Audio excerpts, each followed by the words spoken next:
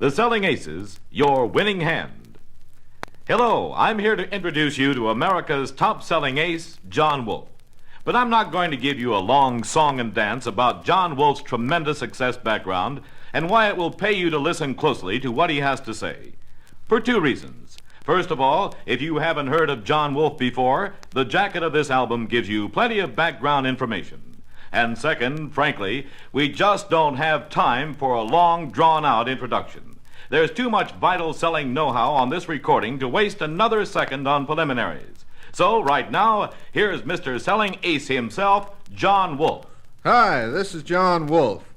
You know, in working with thousands of different salesmen in all kinds of selling, it's always seemed to me that a sales force is kind of like a deck of playing cards. Whether there are 52 salesmen or 52,000, there are always a few deuces at the bottom of the pack, the men who just can't seem to make the grade. While on through the middle, you find the 3s and 5s and 7s and 10s. They get business and they get by, but that's about all. While at the top of the pack, backing up the whole organization, there are always a handful of selling aces. And these are the fellows who really make out. They bring in the business and they bring home the bacon. They sell like an ace and live like a king. Now, I've spent a good many years analyzing these selling aces to see what makes them tick, to try to figure out how they're different and why they're so much more successful than the huge majority of salesmen who stay at or near the bottom of the pack. And here's what I've discovered. The only thing that's really different about selling aces is that they say and do the things that make sales.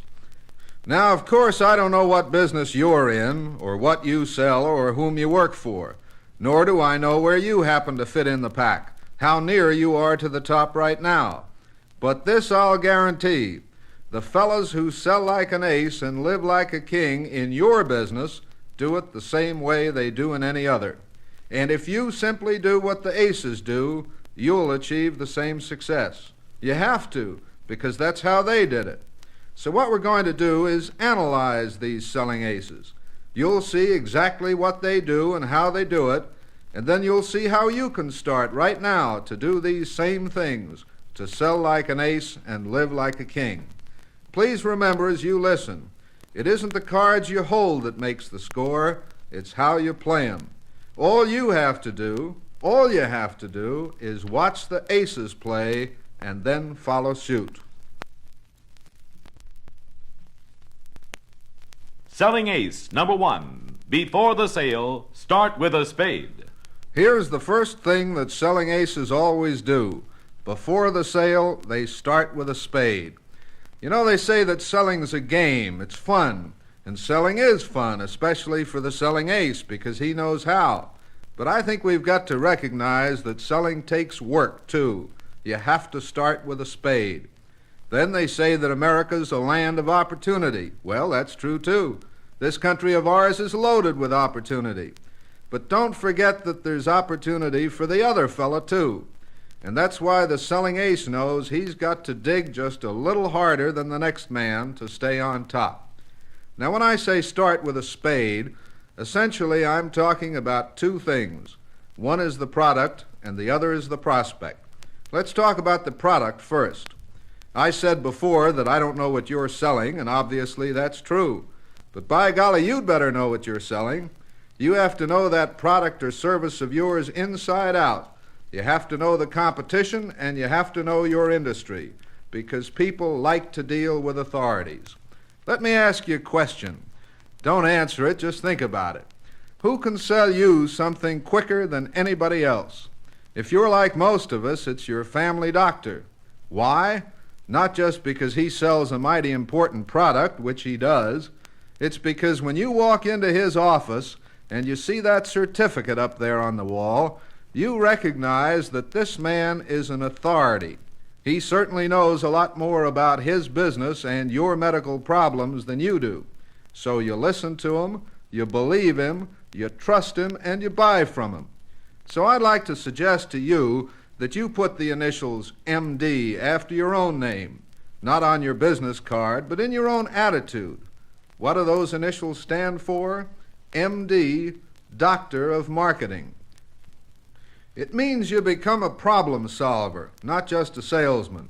If you sell office equipment, you become an expert on office procedures. If you sell capital equipment to industry, you become an expert on plant management. If you sell goods for resale, you become an expert on merchandising in your field. And if you sell insurance or investments of any kind, you become an expert on financial planning. Because if you know what you're talking about, if you're really an MD in your business, your prospects will listen to you, believe you, trust you, and buy from you. Well, that's part of what I mean by start with a spade. The second part, as I said before, is the prospect. You can take the best salesman in the world, give him the best product in the world, and send that salesman with that product down to some desert island surrounded by nothing but water. He won't sell very much, will he? Because it takes two to make a deal. You know, you hear a lot about making calls. The more calls, the more sales, they say. And, of course, that's true. But they have to be calls on the right people. So a lot of salesmen have asked me, how do you tell whether you've got a real live prospect? Well, of course, there are a great many things involved, but basically I think you can boil it down to three essential factors. These are the three important clues that selling aces always look for as quickly as they can in qualifying prospects. First, does he have a need? I know they talk about selling ice boxes to Eskimos, but I don't think you or I will ever get very rich selling ice boxes to Eskimos. The man's got to have a need. He may not know that he needs it. That's okay. You can show him. But the need has to be there. Second, does he have the authority to make a decision? If you call on business firms, you know that sometimes there may be thousands of people in an organization who can say no to you. For heaven's sake, talk to the man who can say yes. And the third question you have to answer is, does he have the money to pay for it? I don't know whether you've ever noticed this, but it's always seemed to me that if there's one guy nicer than the man who can't buy something, it's the fellow who can't pay for it. Remember, if you take an order and the credit manager turns it down, you're in trouble. If he accepts it and the man doesn't pay, you're both in trouble. Naturally, the selling ace tries wherever possible to get these facts before making the call. That's why we say before the sale, start with a spade. And you should do the same.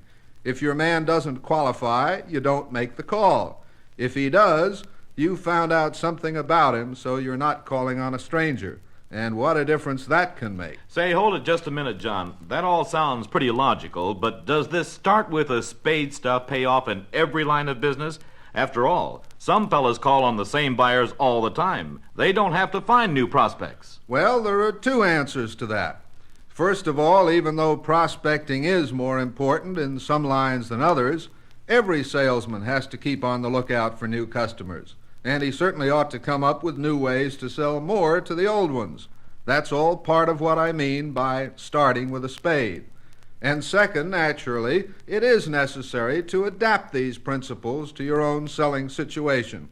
And that's why you'll find a special personal sales guide at the back of the script booklet accompanying this recording. So right now, before you play Band 3, fill out the spade sheet, the prospect profiler in your personal sales guide. You'll find it a big help in using the techniques of the aces in your daily work. Then we'll be talking to you about selling ace number 2, in every approach, hit 'em in the heart. Selling ace number 2. In every approach, hit 'em in the heart. Well, I've got the spade sheet filled out to profile the prospects in my business, John. What's the story on selling ace number 2? Okay, here's the next thing that selling aces always do, and you should too. In every approach, hit 'em in the heart. Let me ask you another question. How many different people do you call on each year? 10, 100, 1,000? Well, I've got news for you if you don't already know it. You don't call on any different people. Not any different people, because basically people are all the same. And people don't buy what they think they need. They buy what they feel they want in their hearts. I remember when I left Honolulu back in 1951 to come to New York. A lot of my friends said, "Gee, you're so accustomed to the slow, easy pace of the tropics, you'll go crazy with that hustle-bustle and razzle-dazzle of the big city. The folks are different there." Well, don't you believe it. Wherever you go, people are all basically the same. Maybe they sometimes go at things a little differently, but everyone wants the same things out of life, the same things you want. People are generally pretty nice, too. But as a salesman, there's one thing you'd better never forget. Everybody's interested first in himself, number one. This isn't being selfish or egotistical. It's just the way things are. I'm interested in me. You're interested in you. As I said before, you have to know your product or service backwards and forwards. If a question comes up, you have to be able to answer it. But especially during the approach, your prospect doesn't want to know what's in the product. What he wants to know is, what's in it for me? You see, actually, the prospect isn't interested in your product at all. All he really wants to know is what it will do for him. Not what it is, what it'll do. I happen to have one of those quarter-inch electric drills at home. Maybe you do, too. They're wonderful gadgets. Last year, they sold millions of dollars worth of quarter-inch electric drills. But you know, nobody wanted a drill. All they wanted was a hole. That's all, a hole. So remember, nobody ever buys from you because you're a nice fellow or because you represent a fine company. Those things are important, sure. But the only real reason anybody ever buys is because he recognizes it is to his benefit to own the thing you're selling. And the only way to make him even listen to you is to hit him in the heart. Suppose right now we listen to a couple of examples. Good morning, Mr. Jones. I'd like to show you our new Model K13 typewriter. It's the best we've ever made. Who cares what he'd like? See how much better this sounds. Mr. Jones, would you like your letters to create the finest possible impression of your company and save time and money in the office, too? Boy, that would ring the bell with almost any prospect, wouldn't it? Here's another example. Doctor, our new drill is made of a special new alloy and has our exclusive Cineromatic transmission that turns it up to... That fella knows his product all right, but he sure doesn't know how to hit him in the heart. Listen to this. Doctor, how would you like to make your fillings easier on your patients and a whole lot easier on yourself? Let me take just 10 minutes to show you how our new drill can accomplish this for you. You see, here the salesman is ready and anxious to tell his product story, to prove how and why his drill is superior. Naturally, you must be able to back up any claims you make. But first, you have to get the prospect's favorable attention, and you do that by hitting him in the heart. Here's just one more example. Hello, Mr. Thompson. You ought to carry our new breakfast cereal because it's got vitamins, proteins, minerals, and synthetic tranquilizers. It seems to me that isn't why he should carry it. Here's a much better reason. Mr. Thompson, here's a new line that's really hot. Put it in, and I know it'll jump off the shelves. Just look at how it's moving all over the area. Remember, if you sell anything for resale at the distributor or dealer level, what you're really selling is profits. If you can show how it will move out, the buyer will put it in. Again, it's all a matter of your selling what the other fellow wants to buy. And as long as he wants to buy through the heart, that's the way to sell him. Now, a lot of people have asked me, if people are all pretty much the same, they want the same things, and they all buy through the heart, isn't there some kind of formula you could work out for these basic buying instincts? Well, there is, and I call it the heart formula, H-E-A-R-T. These are the things that folks want when they buy anything, the things your customers want when they buy from you. The H stands for health. Everybody wants to live, and everybody wants to live in good health. The E means enjoyment. That's why the leisure market is enjoying such a boom these days. People want fun out of life. The A is for achievement. Everybody wants to be somebody, to keep up with the Joneses. And if you call on business firms, don't ever forget that the man you deal with is an individual too. He wants to make a hit with a boss or with the stockholders. Any way you slice it, every man is an individual, and he wants achievement. The R is romance. and this means more than sex. Everyone wants romance in his life, and if you can help give it to him, he'll want to hear about it. Just be careful you don't overdo it. And finally, the T is that old profit motive, treasure. As I've said, if you sell to business, this is probably your strongest appeal. Isn't there a heart appeal checklist in the personal sales guide, John? That's right. Before we get into selling ace number 3, now's the time to list the heart appeals for your product in the spaces provided. Some may not apply, but fill in all you can and then use them.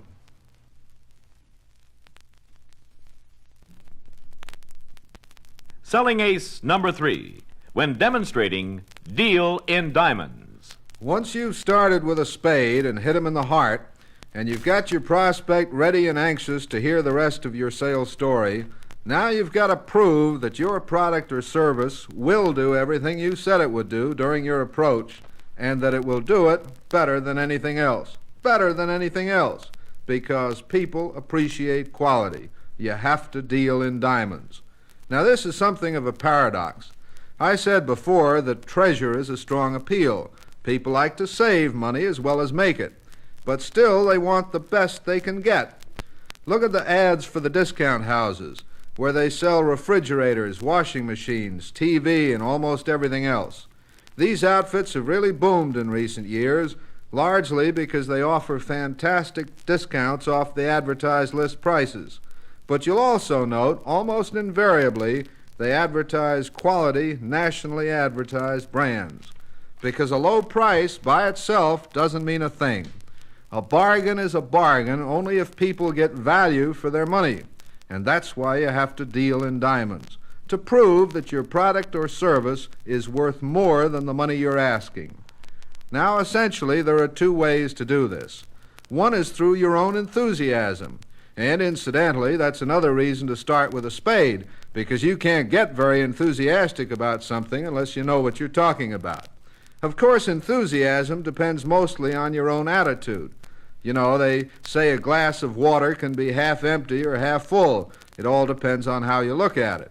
So if you believe, really believe, that your product or service is the greatest thing in the world, and anybody who doesn't buy is just a plain darn fool, then this conviction on your part, this enthusiasm for the thing you're selling, simply has to carry over to the prospect. That's one way to deal in diamonds. But there's another way, and I think it's even better. I call it material witness selling. Here's what I mean. Could you imagine a prosecuting attorney getting up in court and saying, "Gentlemen of the jury, I think this fella shot his wife, and therefore you ought to send him to the gas chamber"? He wouldn't get very far, would he?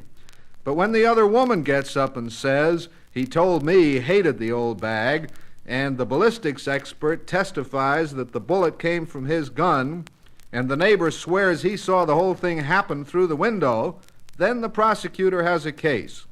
The same thing goes in selling. No matter what you say or how you say it, your own argument is never as strong as the evidence presented by an impartial witness. Again, I don't know what you sell or what evidence you have that you can use, but you must have some, and whatever it is, use it. If you have testimonial letters from other satisfied customers, use them. If you can show test results, sales records in other outlets, copies of ads showing promotional support, whatever, use it. Your material witness is your best sales support. There's just one more vital factor to this business of dealing in diamonds. You'll notice I said, when demonstrating, deal in diamonds. And that points up the importance of showing the prospect what your product or service will do for him, as well as telling him, because the eye has a better memory than the ear, and people believe their eyes more than their ears. That's why television sells more merchandise than radio. And if you can let your prospect feel and taste and smell the superiority of your product, as well as see and hear it, so much the better. And by the way, if you sell a so-called intangible, like insurance or investments, don't for a moment think that this doesn't apply to you. In fact, if the prospect can't see or feel the product itself, it becomes even more important, somehow, to demonstrate what you're talking about. Whatever you sell, tangible or intangible, Somehow you must show as well as tell. John, I know in your book you give lots of examples of effective demonstrations for different products and services, which of course we don't have time for here. But I'm sure everyone's got the general idea. I suppose, again, it's simply a matter of adapting the principle to your own particular selling situation, right? Right.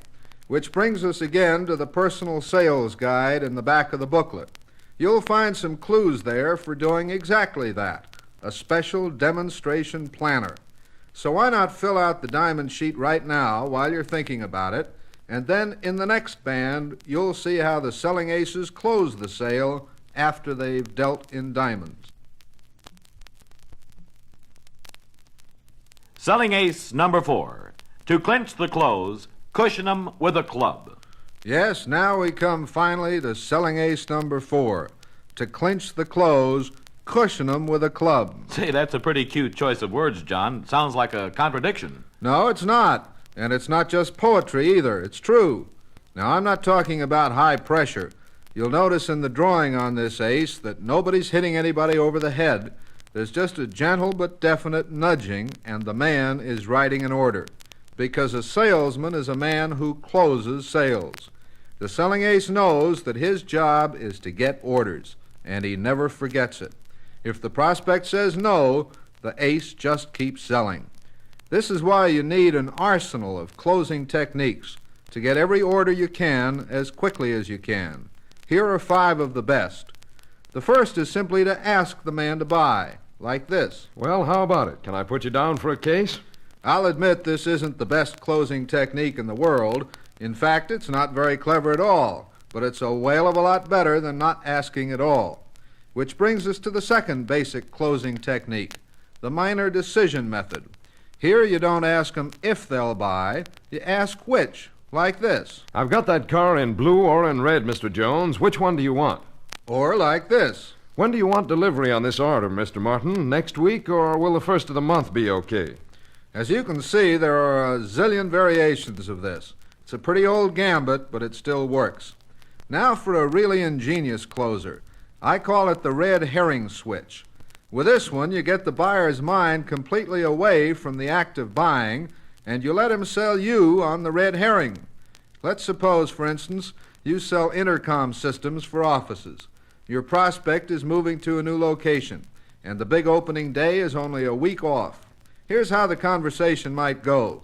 Watch for the red herring. I can see you've got a good piece of equipment there, but I think we can get along without it. Sorry, maybe some other time. Well, I doubt if we could get it installed in time for the opening anyway. Besides, that seems like an awful lot of money. This move hasn't been cheap, and now we've just got to cut down on expenses. Yeah, I think it would be pretty impossible to install it for your opening anyway. Well, look, if I couldn't have it for the opening, I certainly wouldn't order it now. Well, let me just check for you. Can I use your phone a minute? Thanks.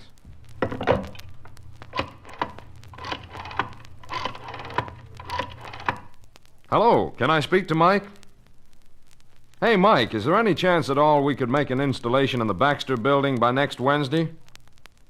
Yeah, I know it's short notice, but how about pulling Dick off that other job for a day? You can? Oh, that's great. Thanks, I'll see you in an hour. Bye. Well, sir, congratulations. You'll have your new intercom installed just in time for the opening. See how the red herring switch works? Boy, it works wonders. The next closing technique used by the aces I call the pencil game. Here you simply write up the order as you go along before the prospect has actually agreed to buy. Naturally, you do this casually. And then, when the prospect learns how advantageous your proposition will be to him, he signs. You hope. Now, whether he actually does sign the order or not depends largely on how you ask for the signature. And that's why selling aces always use some sort of dotted line device to make it easy for the prospect to sign. Actually, the main point here is simply to act nonchalant. Don't make a big production out of it. Just say, "Right here, if you will, please," and hand Mr. Prospect your pen. As long as you avoid the word signature, usually you're all right. But the cleverest dotted line device, in my judgment, is the one used by some of the aces who sell correspondence school courses. Just put your name right here, exactly as you want it to appear on the diploma. Say, John, that all sounds great, and I can see that these closing techniques can be a big help. But they certainly don't work all the time, do they? What happens if the guy comes up with an objection? You're right. No closing technique will work all the time. But if the sale is hanging in the balance, as it so often is, the right closer will tip the balance in your favor. And if an objection does come up, the selling ace knows how to answer it, so it doesn't throw him. This is why you should also keep an arsenal of reopeners, ways to answer the objections that come up in your business, to help you close the sale before the prospect closes the interview. And the first rule is the old one they use in the Army. Always give the enemy credit for as much intelligence as you have. Now, of course, your prospect is never your enemy, even though he may act like it. But the principle does apply. When your prospect raises an objection, even if he's completely wrong, in his mind he's usually right. So you have to answer his objection. You can't ignore it. One favorite technique is the old yes-but gambit. A lot of buyers have heard it before, but it still works. What it means is that you agree with the prospect, but then you offer him a positive benefit that outweighs his negative complaint. Like this. Look, fella, I'm not in business for my health. Give me the same discount I can get on that line over there, and I'll push your stuff like crazy. Sure, I know you get a longer markup on those off-brands, but with our national advertising, we guarantee you faster turnover. With our line, all you have to do is display it. We sell it for you, and at the end of the month, you're way ahead. Here's another example.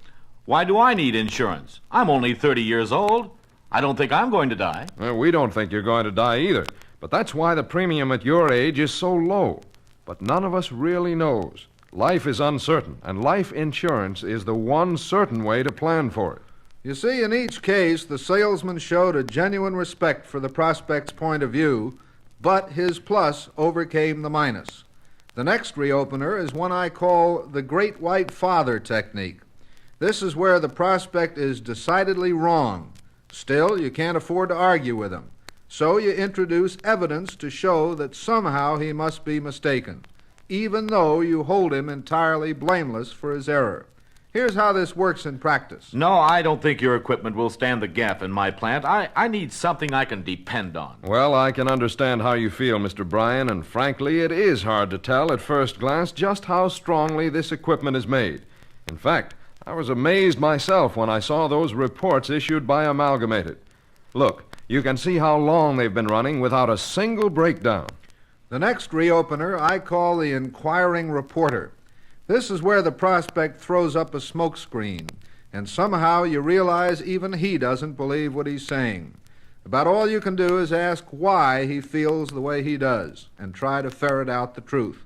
This isn't an easy situation, but there's no other way I know of to handle it. Finally, the last of these choice reopeners, and I consider it the best of all. It's what I call the strategic retreat.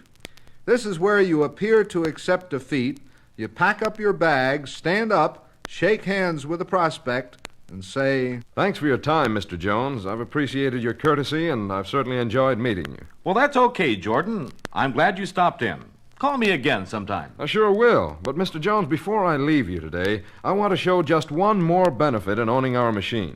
You see, over the course of a year... And there you are, off again on your way to a sale. Well, John, I guess if a guy knows how to answer the objections he normally runs into, there's no reason to fear them, right? Right again. And that's why we have a two-part club sheet in the personal sales guide. One side is for the closers you find most effective in your business, the other side for the reopeners. Fill it out now, and then we'll be back for the most important card in the hand, the Joker. The Joker. Do it. Well, John, I've got the club sheet filled out, so I guess now I should be ready to go right out and sell like an ace and live like a king. Yep, all you need to do is start with a spade, hit 'em in the heart, deal in diamonds, and cushion 'em with a club. Those are the selling aces. But there's a joker in the deal, and the joker is that you have to do it. These techniques will work. That's been proved by thousands of salesmen in every line of business, but they won't work by themselves. You have to put them to work, and the only way to do that is to put yourself to work first. Which brings up the last point I want to make, and that has to do with the all-important factor of time. I don't know why it is that so many salesmen limit their own sales and their own incomes by limiting the amount of time they spend on the job. Because after all, as a salesman, time is the only thing you've got. You're not like a factory with tools and machinery or a store with fixtures and inventory. All you've got is time and a franchise from your company to use that time profitably. You know, they talk a lot about timing, the importance of planning your calls to make them at the right time wherever possible. And sure, that's important. It would be great if you could make every call at the exact perfect moment. But the fact is you can't. And I think your time is more important than your timing, which is just another way of saying that you've got to use all the time there is. I'd like to end by telling you a story. Not a true story. Frankly, it's something I've invented. But I think it'll prove a point to you. I call it the legend of Cautious Cassius. Once upon a time, back in the days of Rome, there lived a traveling salesman by the name of Cassius. Now, Cassius was a good salesman in every way, but he had one big fault. He was too careful. He never made a call unless he was sure that the buyer would be right there, waiting for him with bated breath and open arms. And because he was so hep on this idea of proper timing, he sat down one day to plan his selling for a whole year in advance. Here's what happened. Now, in the Roman calendar, there were 12 months of 30 days each. So Cassius started out on the basis that he had 360 days to plan for the year. But since he made calls only between 9 and 12 in the morning and 2 and 5 in the afternoon, he worked only 6 hours a day. Of course, this was just as wrong then as it is now, but remember, he was Cautious Cassius. So figuring that 6 hours out of 24 amounted to 1/4 of the time, he divided the 360 days by 4 and decided he actually had only 90 full days for selling.